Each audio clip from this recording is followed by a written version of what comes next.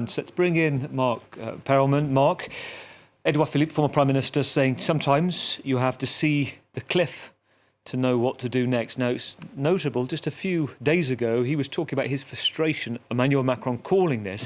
And let me quote to you the words of the former president as well, who's standing as a candidate this time, François Hollande, saying it is the end of Macronism. How do you see that? Well, we just saw an illustration of that. Who did we see speak? Jean-Luc Mélenchon, not even talking about Emmanuel Macron, saying he's forgotten. Marine Le Pen, Jordan Bardella, they're already talking about the second round. You're my enemy, this is the enemy. Macron, let's forget about him. And the very symbol of Edouard Philippe, who was his first prime minister. They've had their differences, but it was mainly behind the scenes. Now, going in front of the microphone before the prime minister, Gabriel Attal, and saying, okay, here is what I advise our candidates to do in the second round, because there'll be a lot of horse trading, obviously.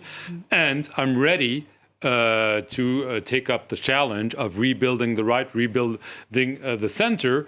So they're all essentially erasing Emmanuel Macron from the scene. Let's not forget that Emmanuel Macron is still the president. His mandate still runs until 2027.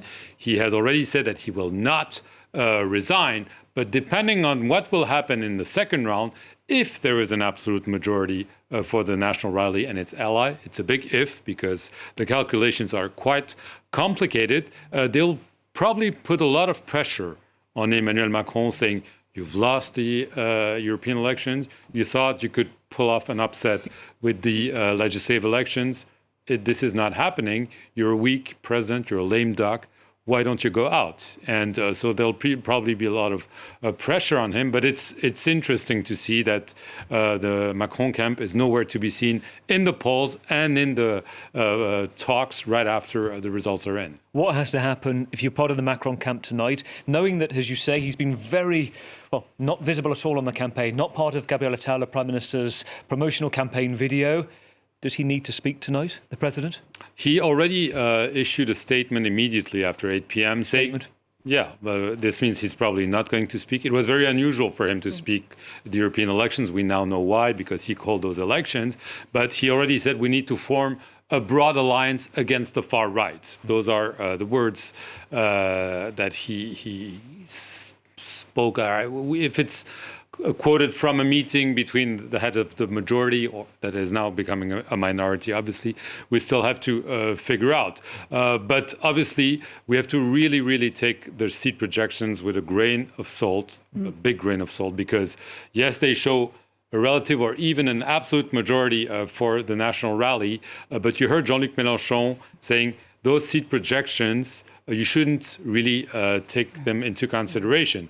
I just want to remind our viewers that in 2022, the seat projections for the National Rally was they would get 12, 20 MPs. They ended up with 89. And so it could be the other way around. So, and just the last point, there are, according to our partner, there should maybe up to 300 three-way races.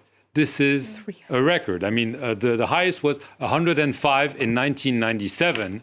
And so, by definition, if you have three-way races in over half of the constituencies, it means this is still a wide open race, at least in terms of forming an absolute majority. Emmanuel Macron will not have one. It will be very tough for the left, but it could also be tough for the far right.